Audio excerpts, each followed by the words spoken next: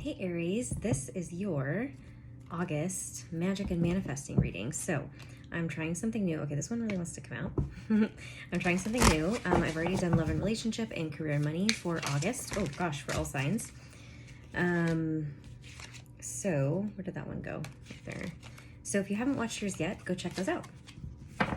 So this is going to tap into, let's see, how you can tap into more of your magic, what you're manifesting, some blocks that may be there, some advice and guidance around how to activate whatever it is you're working on, your magic, and all of that good stuff. So the first card that came out is the Star.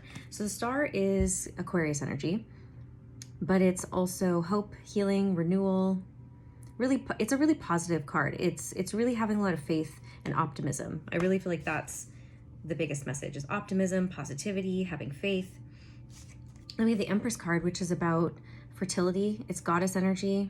It could be mother energy as well, but it's about harvest time, getting ready to harvest the fruits of your labor. And the Ten of Swords. So the Ten of Swords is about a painful ending. I feel like this has already happened. Like tens are about completion. So something ending and something else so that a new beginning can occur.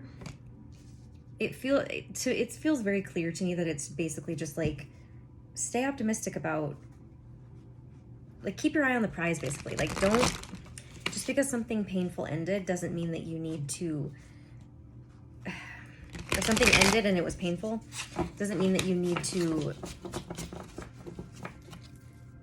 give up on your hopes and dreams.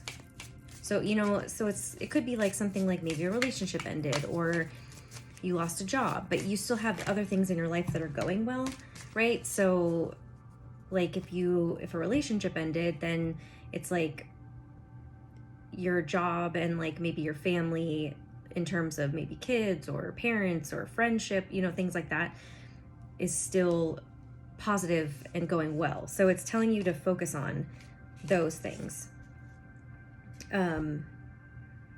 When you're feeling kind of down and in the dumps and feeling despair. But yeah, some heartbreak has happened, something painful ended, but this is about heartbreak and healing from heartbreak. Three of Swords. Feeling stabbed in the back or, you know, stabbed in the heart. Then we have the Hierophant and the High Priestess. Look at him. He looks kind of sad in this picture. I mean, even though he's like looking down at those two people. Maybe a marriage ended. Maybe you're grieving a marriage or a long-term relationship. That's what it feels like. And then the High Priestess is intuition, hidden knowledge. It feels like divine intervention. It was like something needed to end so that you could move forward and learn lessons. So King of Cups. Yeah, it was like a karmic lesson. That whatever relationship or whatever ended, you're grieving it's a karmic lesson. And it was like so that you could become more intuitive. It's almost like looking back on the relationship that ended, you're like, oh, well, I see how I didn't listen to my intuition, or it's like some things were unlocked within you that stimulated your spiritual abilities, like your spirituality and your like maybe like your psychic abilities, being in tune with your intuition. And it was like you had to go through this heartbreak in order to access that, because like you're kind of, it's like hindsight is 2020, right? So you're looking at everything that didn't work out and seeing how, you know, like the reason for it now. And it was to learn these lessons, to become more open to your spirituality for some reason, whether it was like that person represented that in your life, they awakened you to some things, or it was just the pain of it broke you open enough for you to become more in tune with the divine. That's what it feels like. So we have the Three of Wands, and here, look, this is the star that's in the Three of Wands, following your North Star. This is about adventure. Could be about going on adventure, needing an adventure, but it's really about waiting for your ships to come in. So I feel like it's like waiting for guidance. And the King of Cups. The King of Cups is Cancer, Scorpio, Pisces, but it's really just having emotional mastery and emotional maturity. Again, being in tune. It had to crack you open. And the reason this is coming up now is because if you're stuck on the relationship and you're stuck in the very like 3D aspect of it, it's asking you to like look a little bit further, like ask the questions of like, why did this happen, right? What is it teaching me? What is it preparing me for? Or what gifts did it awaken within me? And that's going to help you tap into your magic, because like the purpose of the relationship was to crack you open, basically. It wasn't the person, it was maybe a karmic lesson, but it was divinely guided. And I think you need to hear that for some reason, because maybe you've been going over and over again in your head, like, why? I just feel like, why? I don't understand why this happened. Why? Everything seemed so perfect. It was going so well. And then this person just up and left me, right? It feels like that. So you want to try to get out of that victim mentality, because that's keeping you from actually embodying the lessons and integrating them. And therefore it's keeping you from manifesting something new and manifesting using the magic that it was meant to awaken within you. So we have the Four of Swords, which is rest, contemplation, could be about rejuvenation, meditating. That's like giving your mind a rest, giving your mind a break.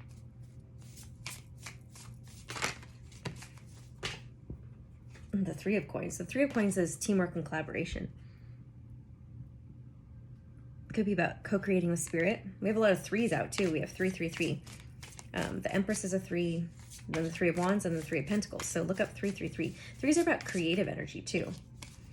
Something just has been awakened within you, and I feel like you maybe aren't fully acknowledging it. Creativity, like I said, like maybe high intuition, being really in tune with your emotions, like all of those are gifts. And I feel like right now you're not seeing it as that because you're feeling such pain. The Two of Cups, yeah, it has to do with a romantic relationship. I feel like that's what you want to manifest too. You want to manifest a new one. So therefore, of course, you're going to be looking at the past and first grieving the past of what didn't work out, however long ago it was, and making sure you learn the lessons. And I feel like maybe there's some fear around, and that's why it's saying, with the beginning card of staying optimistic, it's time for you to, because you did learn the lessons, it's time for you to manifest and create and co-create with spirit a partnership, but also a partnership that provides that too, like that, the co-creation, the person who wants to work with you as a team, and it's reciprocal. Yeah, the Seven of Cups is about daydreaming and can be about fantasy. In your wildest dreams, you never imagined. Like, that's, if you're struggling with manifesting the relationship you desire because of what's happening, like still looking at the past or whatever, it's asking you to tap into, I feel like you'll get through it. It's not necessarily something that's going to keep you from manifesting the relationship, or I think that like it's coming to a close, like the pain and the heartbreak, but you're still feeling it a little bit. But it feels like you're stuck a little bit on, how do I create, or why don't I have another relationship now, or why is it so hard to manifest one? I feel like Spirit's telling you, in your wildest dreams, what would you ask for when it comes to a relationship? Ask for that, and that's what you're going to get. Like the Nine of Cups card isn't here, but it feels like that's how powerful it is for you. It's like all of your wishes being fulfilled, like in your wildest dreams. I'm going to title your reading In Your Wildest Dreams, the love of your wildest dreams, because that's what it feels like.